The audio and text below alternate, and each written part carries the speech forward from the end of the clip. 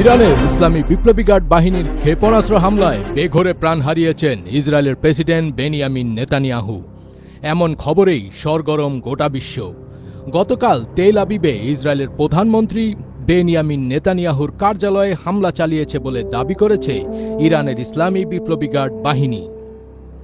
গতকাল সোমবার farce news এজেন্সিতে প্রচারিত আইআরজিসির এক বিবৃতিতে বলা হয়েছে, জায়োনিস্ট শাসনের অপরাধী প্রধানমন্ত্রীর কার্যালয় এবং তাদের বিমান বাহিনীর কমান্ডারের সদর দপ্তরকে লক্ষ্যবস্তু করা হয়েছে। এ হামলায় খাইবার ক্ষেপণাস্ত্র ব্যবহার করা হয়েছে বলে জানিয়েছে আইআরজিসি। ইসরায়েলি প্রধানমন্ত্রীর কার্যালয়ে হামলার খবর মিললেও সে সময় নেতানিয়াহু কোথায় ছিলেন তা এখনও নিশ্চিতভাবে জানা যায়নি।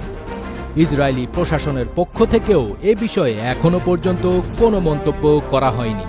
ইসরায়েলি সংবাদ মাধ্যমগুলো বলছে, একই স্থানে ইরানি ক্ষেপণাস্ত্র হামলার পর নেতানিয়াহু বেত শেমেশে তার নির্ধারিত সফর বাতিল করেন। এদিকে প্রায় 28 ঘন্টা যাবৎ অনলাইনে দেখা যাচ্ছে না নেতানিয়াহুকে, যার ফলে আরও রহস্য দানা বেঁধেছে।